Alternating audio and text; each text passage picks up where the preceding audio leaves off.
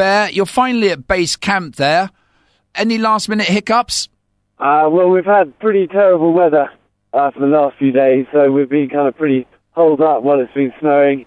We also had all of our 2.5 tons of equipment dropped by helicopter about 1,000 foot lower than we needed it, so we spent the last 2 days with all the local porters carrying some massive loads up the hill. But we're here, we're in place, and we just need a little bit of luck with a break in the weather to go for it. And how are you feeling? How am I feeling? If I'm honest, pretty scared. I forgot just what a huge, huge mountain this is. And, we feel pretty little out here. And, we're looking at some of these mountains around us and realizing, we're flying sometimes over 2 vertical kilometers above some of these summits that are around us. So to get this thing up to 29,000 feet, we're going to feel pretty vulnerable under this little parachute. So a little bit scared, but we just need to muster, the confidence when we actually go for that takeoff. And, this is really the end of a long, long dream just to be in this place. So we've got to, try and summon up that confidence from somewhere deep inside, I guess. How does it feel to be back at Everest again?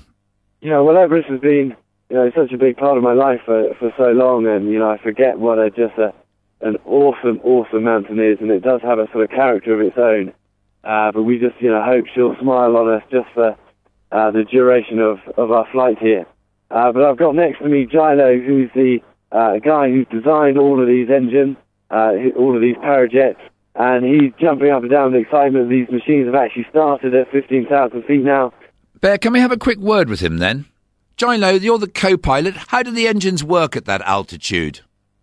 Well, it's been a very specialised engine, which is supercharged and it's computer controlled, so it senses how high it is and compensates the fuel delivery accordingly.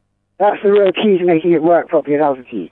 And when you're actually making the attempt, what sort of wind speeds will you be flying in? Well, hopefully we'll be flying in a 25 to 30 mile an hour winds or less. But if the winds pick up, that's where it could become dangerous. But the idea is we fly in as little wind as possible. And how are you feeling? Well, I've always been quite scared of the thought of flying so high in such an incredibly such a scary sort of place with huge mountains all around us. But at the same time, we're both really excited about it. So, there's sort of terror and excitement all at the same time, really.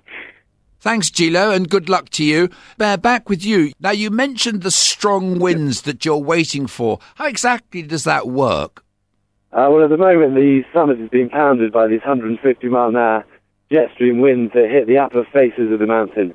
And really, those sort of winds would just tear our canopies apart. So we're waiting for this jet stream just to lift off the summit, and for a clear early morning. We're realistically going to be leaving possibly in the dark, 4 or 5 a.m. in the morning, but we just need that still bit of weather to give us that chance. What we're hoping for is tomorrow to finalise all our kit checks and all of this, and then possibly for a break in the weather either Sunday or Monday. So that's what we're aiming for. Very best of luck from all of us here. We'll look forward to talking to you afterwards. Take care. And you.